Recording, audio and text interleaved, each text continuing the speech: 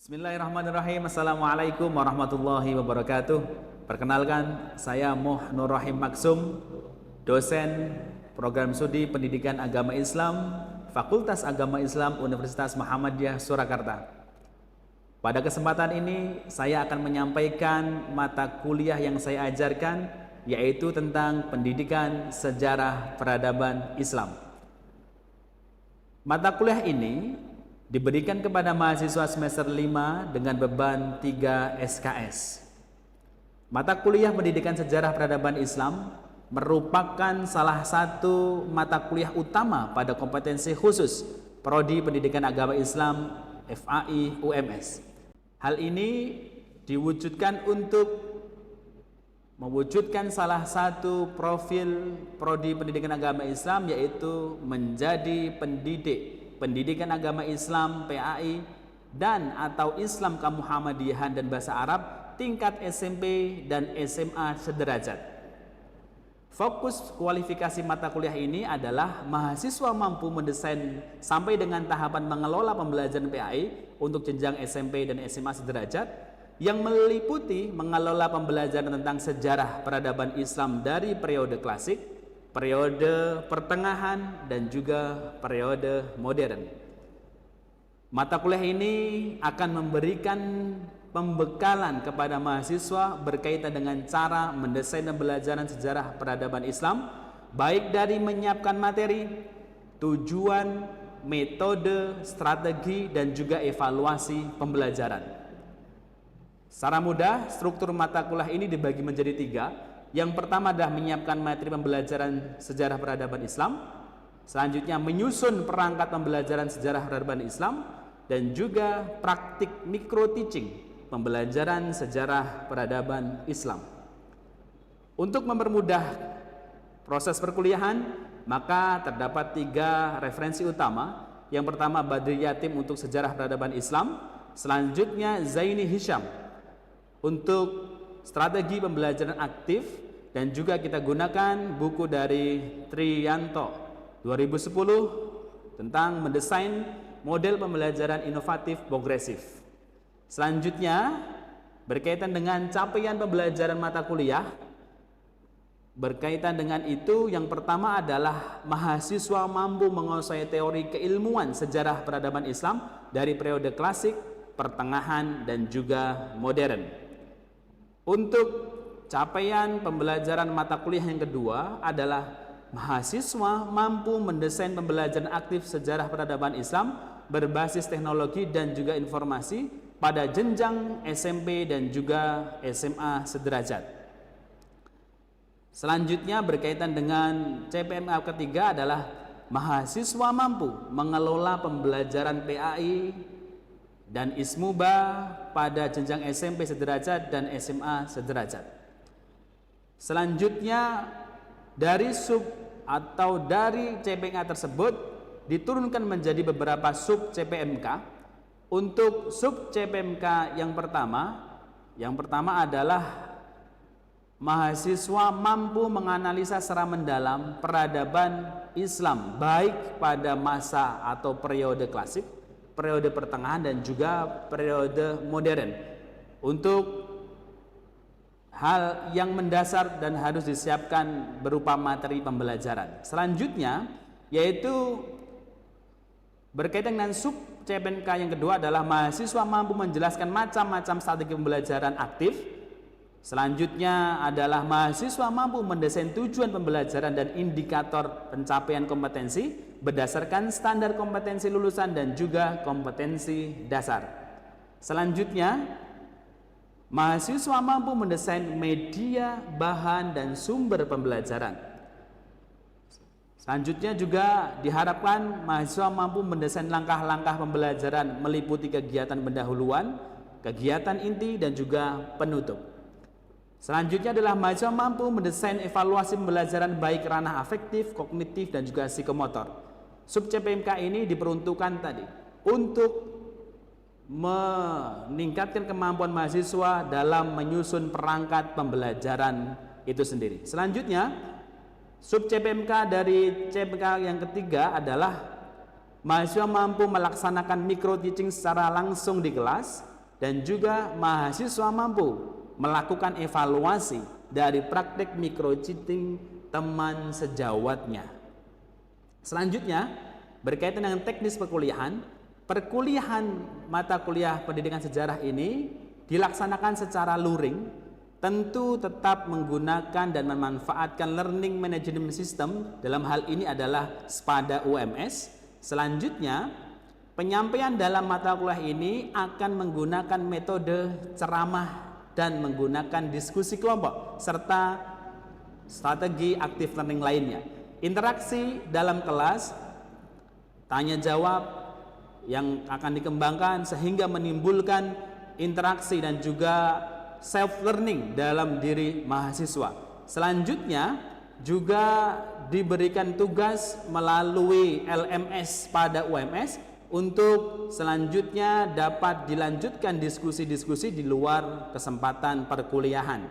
Hal ini dimaksudkan untuk agar mahasiswa selalu mengupdate informasi, mengkaji berbagai referensi sebagai bentuk long life learning-nya.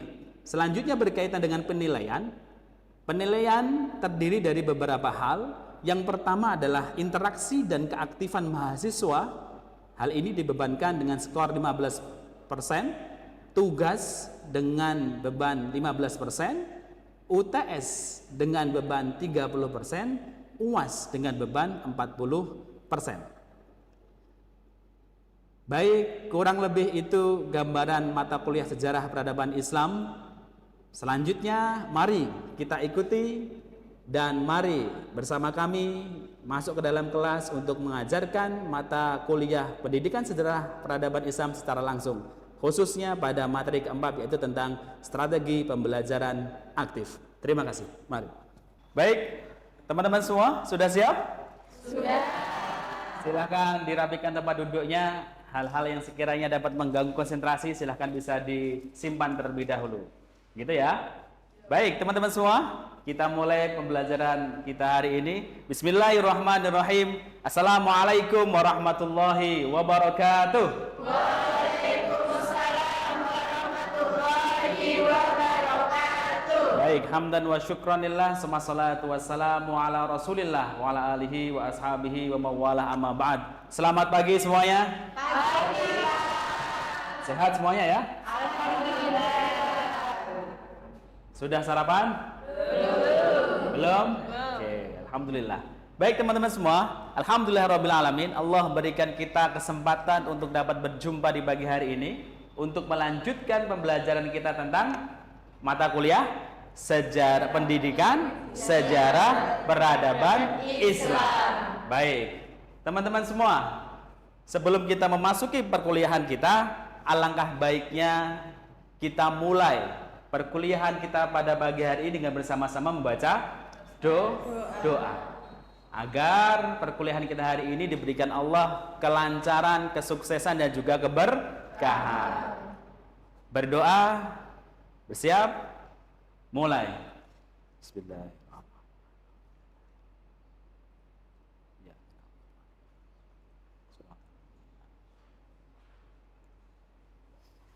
Amin. Amin amin ya rabbal alamin. Baik teman-teman semua, saya bacakan presensi dulu ya.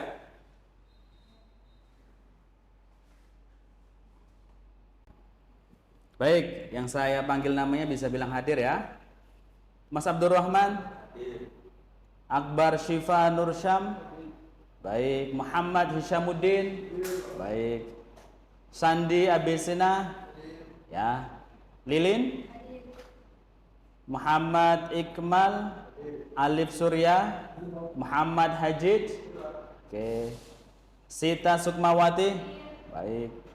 Wahyu Setianingsih, Afifah, Intan Nur Amania, baik. Selanjutnya Mbak Pamela, oke, baik. Alhamdulillah. Ya, baik teman-teman semua. Alhamdulillah. Selanjutnya, sebelum kita memasuki pembahasan tentang topik yang terbaru, kita harus melakukan review dari pembelajaran kita pekan lalu. Ada yang masih ingat? Pekan lalu kita telah membahas tentang apa?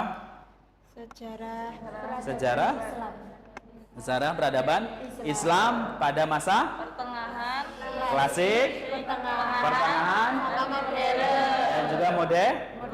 Baik, alhamdulillah. Masih ingat semua ya? Sebagai seorang guru sejarah peradaban Islam, maka teman-teman harus memenuhi satu syarat utama dan satu syarat yang paling dasar. Apa itu? Menguasai materi pembelajaran. Jadi teman-teman juga harus mampu paham dulu, menguasai terlebih dahulu tentang apa? Tentang sejarah peradaban Islam, baik di masa klasik, pertengahan, dan juga modern. Karena topik-topik inilah yang akan diajarkan pada materi-materi sejarah peradaban Islam di SMP, SMA sederajat.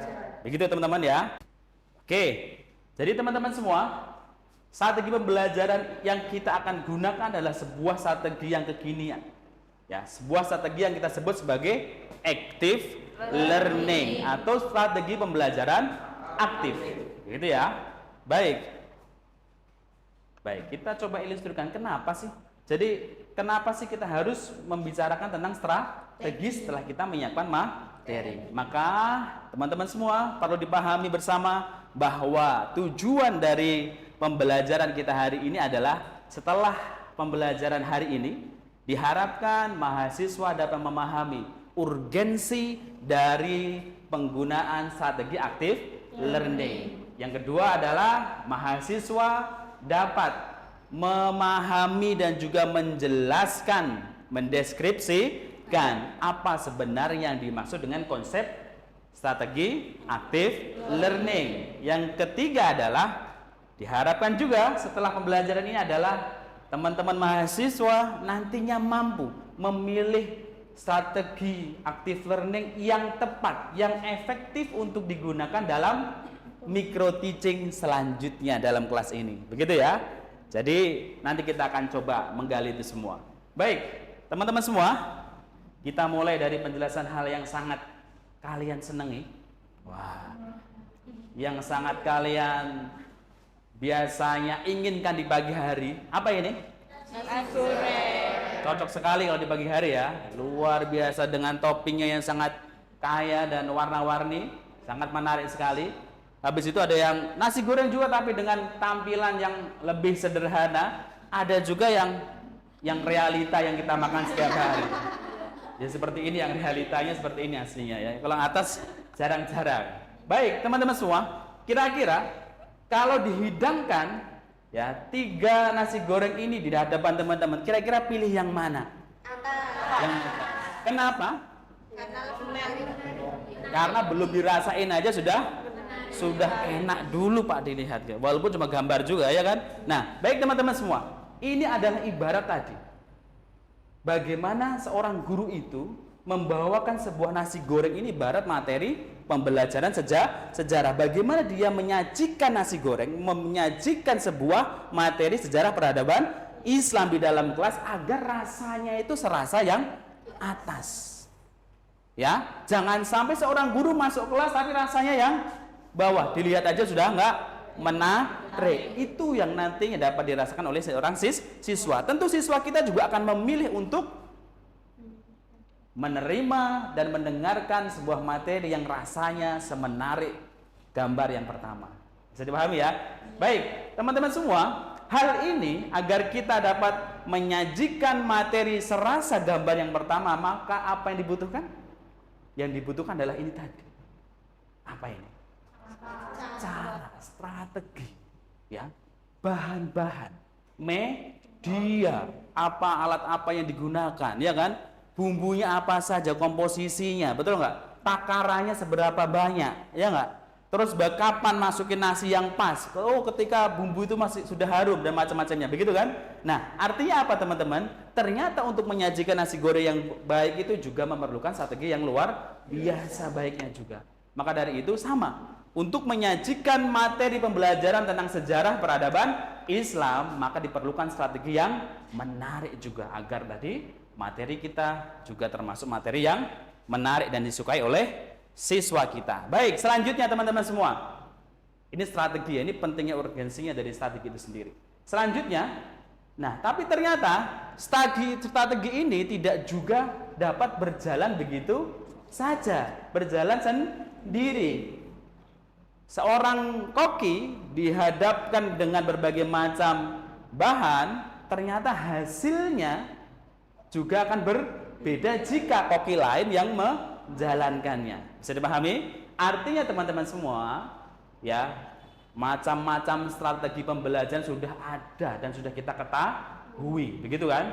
Tapi ternyata itu juga berkaitan dengan kompetensi guru, kemampuan guru untuk menjalankan strategi, gitu loh. Maka seorang guru memang harus memiliki atau menguasai tentang kompetensi pedagogik, profesional, sosial, dan juga pribadian. Ini modal utama agar kita bisa menjalankan strategi yang sudah sangat lengkap tadi itu. Selanjutnya, kalau Pak ini kelihatannya kompetensinya luar biasa kan ya, meyakinkan.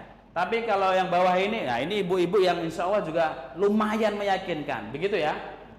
Nah, beda cerita dengan mas-mas ini. Nah, ya mas-mas ini kita aja lihat aja dah, wah, ini seorang murid aja ketika guru yang stylenya seperti gimana yang ketiga ini, ya, ini masuk kelas sudah aras-arasan, sudah malas, ya kan? Sudah tidak semangat seorang siswa untuk menerima materi dari guru yang modelnya seperti ini, begitu ya.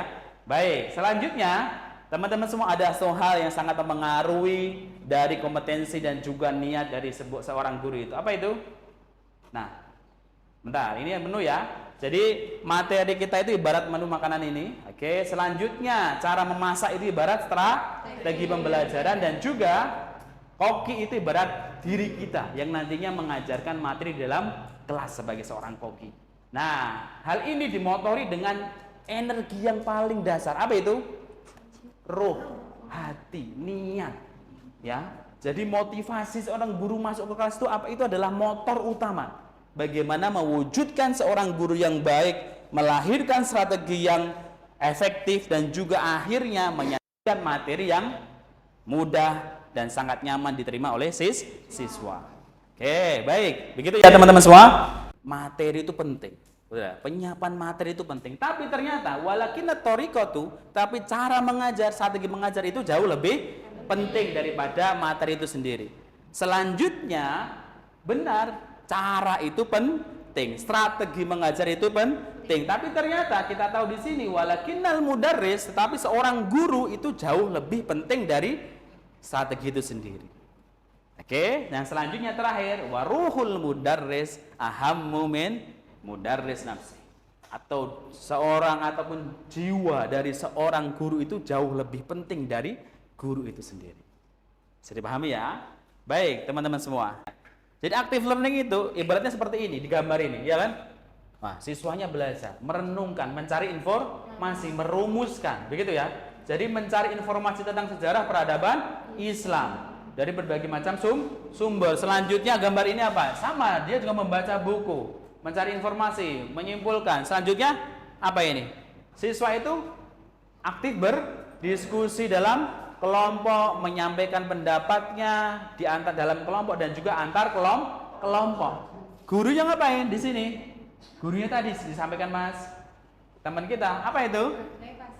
Menjadi fasilitator. Siapa subjek utama di sini?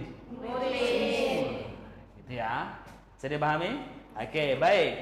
Itu keterangannya. Jadi teman-teman semua, strategi active learning yang dapat kita gunakan dalam penyajian materi sejarah peradaban Islam di kelas adalah ini.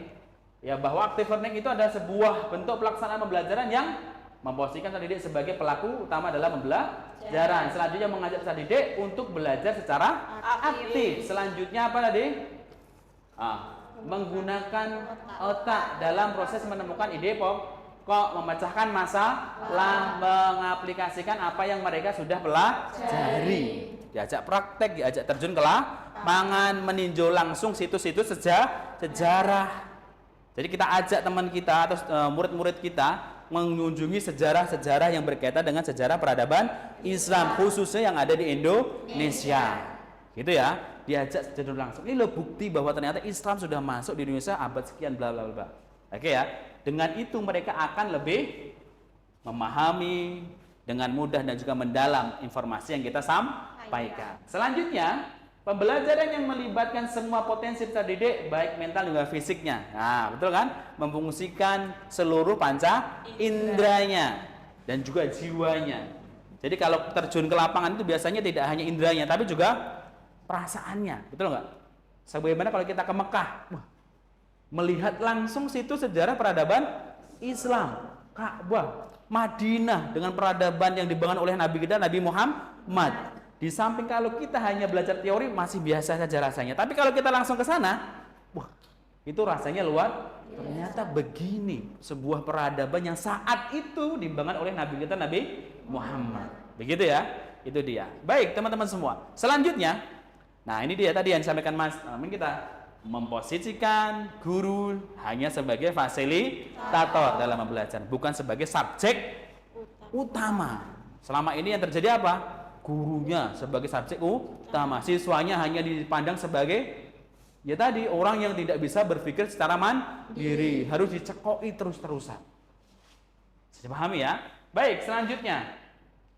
Nah, teman-teman semua, kenapa penting? Ya karena tadi kalau kita hanya memfungsikan satu indera, apa yang terjadi? Saya lupa, mudah lupa. Ya, kalau ceramah saja yang dijadikan metode dalam belajar, apa yang terjadi?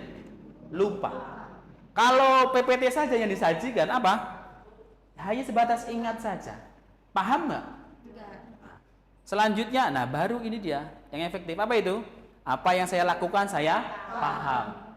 Lakukan, mencari informasi, lakukan diskusi, lakukan refleksi, lakukan evaluasi. Nah itu dia, itu akan menambah pemahaman tentunya.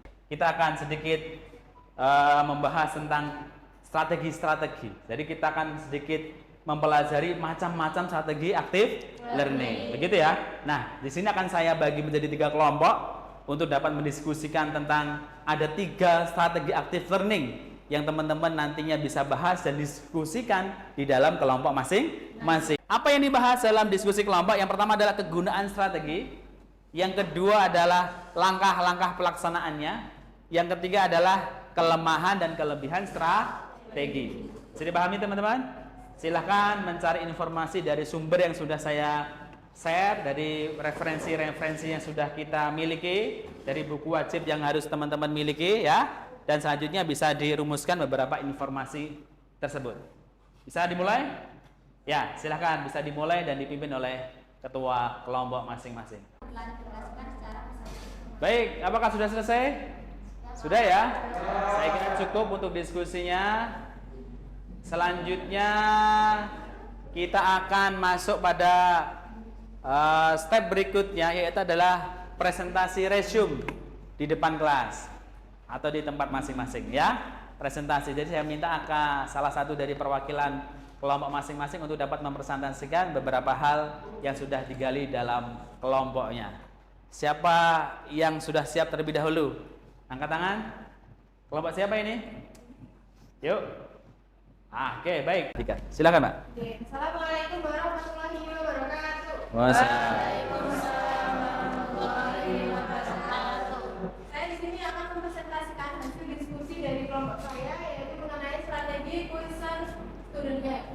Yang pertama mengenai kegunaan dari strategi, yaitu metode question student gap adalah metode yang digunakan untuk mempelajari tentang kebutuhan dan harapan peserta didik sebagai dasar untuk memaksimalkan potensi yang mereka miliki. Jadi strategi ini tuh untuk memberikan kebutuhan dan harapan kepada peserta didik untuk memaksimalkan potensi yang mereka miliki.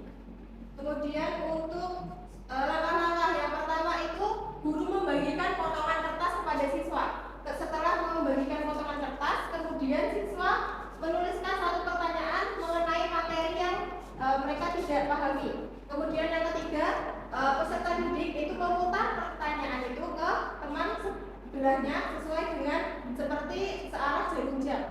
Kemudian temannya itu mendapatkan pertanyaan itu membaca apakah dia mengetahui jawabannya atau tidak. Kalau mengetahui jawabannya tidak perlu dicetak, kalau tidak mengetahui jawabannya itu dicetak, gitu ya. Kemudian yang selanjutnya setelah kertas itu diputar sampai pertanyaan itu kembali kepada peserta didik, kemudian guru itu dapat bertanya kepada siswa apakah mengetahui jawaban tersebut atau tidak. Kalau misalnya mengetahui jawaban tersebut, peserta didik dapat menjawab, kalau tidak bisa dijawab oleh gurunya itu sendiri. Kemudian itu dilakukan secara berulang-ulang sampai pertanyaan itu selesai. Kalau misalnya ada sedikit pertanyaan itu dapat dijawab secara individu atau di luar kelas, seperti itu ya. Sekian presentasi dari kelompok saya, kurang lebihnya saya minta maaf. Itu Pak. Oke, kita beri aplaus untuk kelompok 2. Selanjutnya satu kelompok, mungkin siapa yang ingin menyampaikan hasil diskusinya? Mbak Lilin, silakan.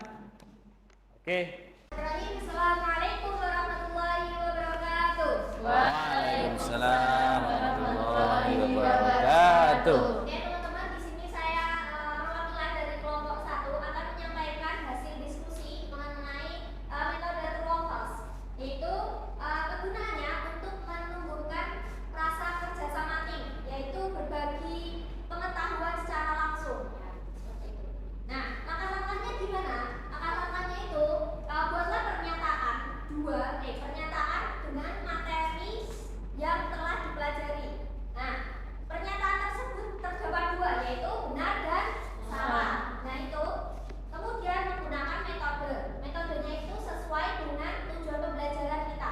Habis itu pernyataan tersebut dituliskan di secari kertas atau selembar kertas, lalu dibagikan oleh sejumlah siswa. Nah, siswa diminta untuk menjawab pertanyaan tersebut sesuai dengan pemahaman mereka. Nah, lalu pernyataan atau jawaban tersebut diklarifikasikan bersama dosen atau dibahas bersama dosen atau guru masing-masing. Nah, lalu kelebihannya itu mengaktifkan siswa, melatih siswa untuk mengemukakan pendapat. Habis itu dapat dilakukan untuk semua jenjang. Kekurangannya itu memerlukan waktu lama. Habis itu sulit membuat daftar pernyataan. Lalu kelas itu kalau tidak kondusif ya sedikit gaduh. Sekian dari kelompok saya. Apabila ada kekurangannya mohon dimaafkan. Terima kasih. Wassalamualaikum warahmatullahi wabarakatuh. Waalaikumsalam warahmatullahi wabarakatuh. Baik, luar biasa presentasi dari perwakilan kelompok 1 ya, tentang true or false. Ada yang mungkin ingin ditanyakan dari teman-teman kelompok yang lain? Ada? Jadi di sini ternyata juga sebuah strategi active learning yang mengembangkan bagaimana siswa itu membangun argumentasi untuk menyatakan suatu pernyataan itu benar atau salah. Tentu seorang siswa ya, ketika dia mengatakan benar, dia juga harus punya argumentasi. Begitu ya? Itu salah satu keunggulan dari apa yang disampaikan oleh Mbak Lilin tadi. Baik, terima kasih. Saya kira untuk materi hari ini dan juga diskusi kita di kelas ini saya kira cukup ya. Nanti selanjutnya saya minta kepada teman-teman ini, karena memang proyek berikutnya adalah sebuah praktek mikro teaching di kelas, maka saya minta untuk tindak lanjut dari strategi active learning yang kita pelajari hari ini. Saya minta teman-teman mempelajari macam-macam metode yang lain untuk selanjutnya dinilai kira-kira materi yang akan saya ajarkan di kelas besok ketika mikro teaching efektifnya menggunakan metode atau strategi aktif yang mana, begitu ya. Selanjutnya diberikan argumentasi dalam penjelasan ketikan itu dalam Microsoft Word ya. Habis itu silahkan nanti dapat diupload di LMS, Learning Management System Sepada kita di UMS ya.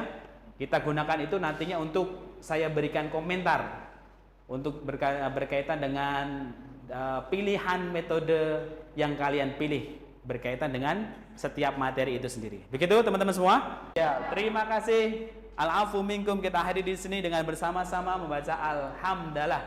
Alhamdulillahirabbil alamin. Terima kasih. Assalamualaikum warahmatullahi wabarakatuh. Waalaikumsalam warahmatullahi Baik, applause untuk kita semua.